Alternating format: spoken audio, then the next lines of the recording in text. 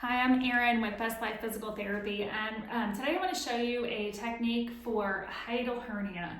So when we have a stomach that is pulled up through the hiatus of the diaphragm, we're going to use a series of stretches to pull it back down. And there, specifically, there are 3 ligaments that we're going to try to stretch to bring that stomach back into an area. So you can do this yourself as well. So you're going to find the location first. And what I'd like you to do is visualize that you've got a clock on your abdomen here. So if you're going to look down at the clock at your pubic bone, you can see the 12 o'clock. And up here at your chest, at the rib cage, the bottom of the rib cage, you can feel that you can see the six on the clock. So what we're going to do for the clock idea is move our hands over to the 7 o'clock on the clock. So here's the bones of the ribs, and you're going to come just to the left of that where that 7 o'clock would be.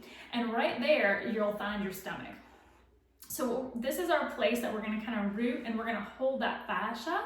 And what I'd like you to do is direct your fingers and the pressure that you're stretching down toward 1 o'clock on the clock. So I've got a pressure downward and I'm pulling toward 1 o'clock. And then what you're going to do is just hold there and take 3 deep, slow breaths. So inhale and exhale very slowly. And repeat that 2 more times. And then you're going to go ahead and take your fingers and you're going to direct the stretch directly toward the 12 o'clock now. So 3 deep, slow breaths at 12 o'clock.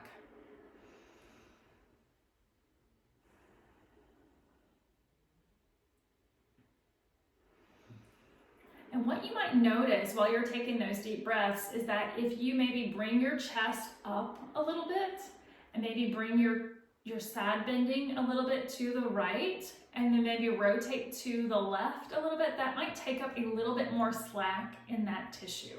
So make sure that that slack is taken up in the tissue, and you can do that again by extending the chest, right side bending, and left rotating just a little bit, just until you feel that slack being taken up. And we just finished our second set of 3 deep, slow breaths.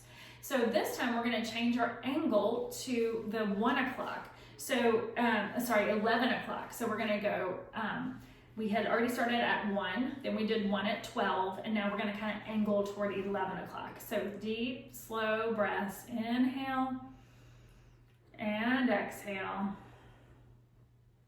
And you can do this anytime you're having reflux symptoms or kind of heartburn, or kind of where you have to clear your throat a little after you've eaten something.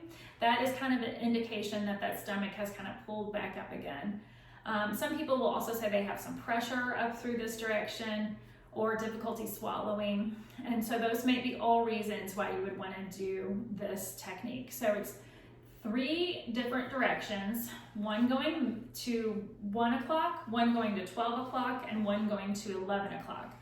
Very fine, it's a very subtle change in the angle, but it's going to be enough to really address all of those ligaments that are holding that stomach up through the hiatus of the diaphragm.